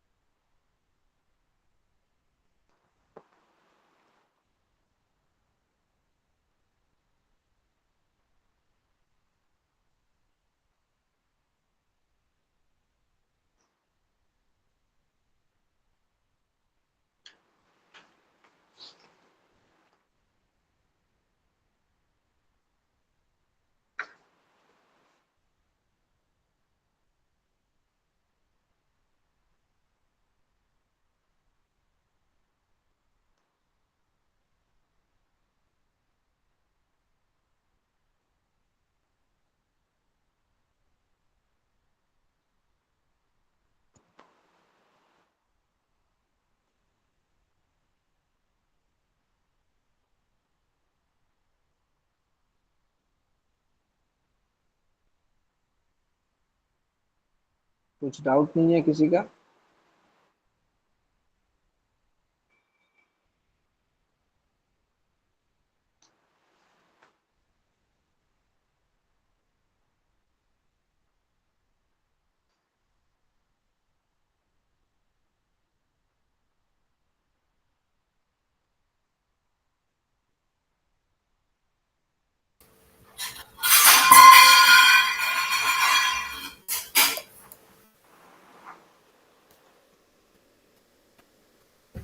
Hello sir. हाँ सर। हाँ आज छात्रा का का। जो हाँ आज का जो विषय है हाँ हाँ हाँ। जहाँ तक कंप्लीट होना चाहिए वो हो गया है। आगे का जो पढ़ाएंगे अभी शुरू करेंगे तो वो सही मया जगह श्रुतम। पर छूटेगी नहीं। नहीं, मैं कह रहा हूँ मया श्रुतम सर्वम। भवद्भिः यदुक्तं पूर्वं छात्रैः तन्मया श्रुतं चिन्ता मास्तु। छात्राः अस्माकं विज्ञाः सन्ति। इदानीं चञ्चल शायद नासीत्, ज्वाइन कृतवती अस्ति। तो चंचल कुछ है संदेह आप लोगों का है तो संदेह निवारण करा लीजिए अभी। जी सर, नमो नमः। हाँ नमो नमः, बोलिए। सर, आपने जो कहा अतिव्याप्ति, अव्याप्ति और लक्षण, उसके बारे में कुछ कह रहे थे। असंभव, असंभव, जी अति सर, वो व्याप्ति हाँ। उसे मतलब आपने कहा कि अलक्षणी लक्षण से व्याप्ति अतिव्याप्ति है, तो उसी प्रकार अलग से अव्याप्ति क्या है? जी सर, आपने जैसे कहा अलक्षण लक्षण से व्याप्ति अतिव्याप्ति है, उसी प्रकार अव्याप्ति क्या हेलो, है, अलक्षण क्या है, वो हेलो कह दीजिए। चंचल, थोड़ा आप लिख लीजिए। मैं बोल रहा हूँ, आप गलत सुने हैं। पहले लिख लीजिए। अतिव्याप्ति जो है ना, जी सर। हाँ उसका है अलक्ष्य लक्षण सत्वम। व्याप्तम व्याप्ति नहीं बोला है मैंने। व्याप्ति बोल देंगे तो अलग चीज है, वो शास्त्र वाले हमें मारेंगे, बोलेंगे ये क्या आप अनाप शनाप बोल रहे हैं। अलक्ष्य लक्षण सत्वम, जो अलक्ष्य में लक्षण, सत्व मतलब विद्यमानत्वम, रहना। जो अलक्ष्य है, अलक्ष्य में लक्षण जाकर बैठ गया तो उसे बोला जाएगा अतिव्याप्ति। वैसे अव्याप्ति क्या है? लक्षयिक देश से लक्षणा सत्वम, लक्षण असत्वम संधि होकर लक्षणा सत्वम, अलक्ष्य लक्षयिक देश से लक्षणा सत्वम। जहां हमारा लक्ष्य है, लक्ष्य का एक देश में लक्षण नहीं रहना, नहीं बैठना। जो हम एग्जाम्पल दिए थे, कृष्णत्वम गोह लक्षणम, काली दिखती हुई जो है उसे गाय बोला जाए, तो सफेद गाय कहाँ जाएंगे? ब्राउन कलर के गाय कहाँ जाएंगे? उसमें नहीं बैठ रहा है ये लक्षण, तो ऐसा लक्षण को आप बोलेंगे अव्याप्ति लक्षण। अव्याप्ति दोष, अव्याप्ति लक्षण नहीं, अव्याप्ति दोष, तो अव्याप्ति दोष का लक्षण ही है। और असंभव है लक्ष्य का देश से कुत्रापि लक्षण असत्वम, लक्ष्य के किसी भी देश में, किसी अंचल में, किसी स्थान पर भी लक्षण न होना, यही असंभव दोष है। मैं बोल दिया एक सपवत्वम गो हो लक्षणम, एक खुर जिसका रहेगा उसे गाय बोला जाए, तो दुनिया भर में आप कहीं भी ढूंढ लीजिए, कहीं नहीं मिलेगा, क्योंकि एक खुर वाला तो घोड़ा का रहता है, गाय का 2 खुर वाला रहता है, फटा हुआ 2 टाइप का, तो ये नहीं हो पाएगा। ठीक है सर, असंभव का क्या कहा? लक्ष्य का देश से कुत्रापि लक्षणा सत्वम, कहीं पर भी नहीं होना, लक्ष्य में या लक्ष्य के किसी भी देश में, स्थान पर, लक्ष्य का देश से कुत्रापि, कहीं पर भी, कुत्रापि लक्षणा सत्वम, लक्षण असत्वम नहीं रहना, लक्षण का अवस्थान विद्यमान नहीं होना, इसे असंभव दोष कहा जाएगा। आगे चलकर फिर ऐसे कुछ आएंगे भेद, जैसे स्वगत ऐसा कुछ है, फिर कल क्लास में देखेंगे उसका, वो आपके इस टेक्स्ट बुक में नहीं आएगा, वो सिर्फ ग्रंथ नाम मात्र ही है स्टडी मटेरियल में, तो उसका ज्ञान रहना अति आवश्यक है, नहीं तो आप समझ में नहीं आएगा कि यहाँ पर क्या बोला गया। ठीक है, और कुछ? सर, आपने जो कहा वो मैं रिपीट कर रहा हूँ, ठीक है कि नहीं कह दीजिएगा। हाँ बोलिए। अलक्षण लक्षण से सत्वम अतिव्याप्ति, लक्ष्य के हेलो चंद, आप गलत लिख रहे हैं, अलक्षणे नहीं है, अलक्ष्य, जिसका लक्षण कर रहे हैं, लक्षण बना रहे हैं, उसे लक्ष्य कहा जाएगा, जो लक्ष्य नहीं है वो अलक्ष्य है, उसका सप्तमी विभक्ति एक वचन में अलक्ष्य, बालक्य जैसे लिखा जाता है वैसे ही अलक्ष्य, लक्षणे नहीं है सर। अलक्ष्य, हाँ अलक्ष्य, अलक्ष्य लक्षण से सत्वम, तो उसे बोला जाएगा अतिव्याप्ति। हाँ जी सर। और लक्ष्य का देश से लक्षणा स्वत्वम अव्याप्ति दोष, और व्याप्ति दोष है। हाँ, लक्ष्य का देश से कुत्रापि लक्षणा सत्वम असंभव। हाँ लक्षणा सत्वम, उसमें भी असंभव में भी जो लिखे हैं वो लक्षणा सत्वम, लक्षण असत्वम नहीं रहे बैठना। जी सर। ठीक है, थैंक यू। और कोई?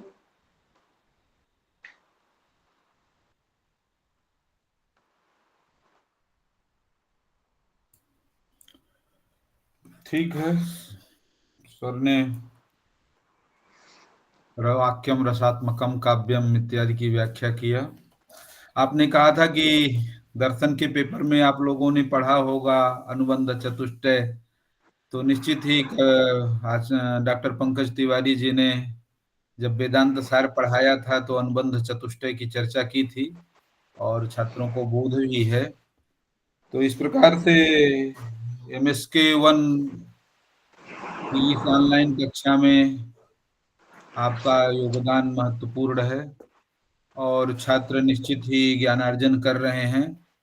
हम आपको इग्नू की तरफ से, इस ऑनलाइन कक्षा की तरफ से, सारे प्रतिभागियों की तरफ से, अध्येताओं के तरफ से, आज के काउंसलर, विद्वान, दार्शनिक, साहित्यिक, आप सब कुछ है। इनका विषय साहित्य बिल्कुल है नहीं, लेकिन फिर भी बड़े अच्छे से आप इस साहित्य का बोध करा रहे हैं, इसलिए आपको बहुत बहुत धन्यवाद सर।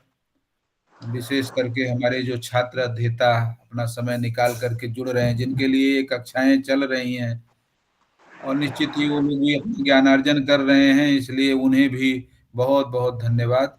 इसी के साथ यह ऑनलाइन कक्षा यहीं पर संपूर्ण होती है और कल की कक्षा, जैसा सर ने कहा है कि कल की कक्षा में हम नए विषय का जो चर्चा करेंगे, आज करेंगे तो बीच में हो जाएगा, इसलिए सर को प्रार्थना है कि आप कल की कक्षा में ही करिए। एक टारगेट बना लीजिए कि इतना समय तक हम अपना कक्षा करेंगे, थोड़ा सा समय हानि न, कल देखिएगा।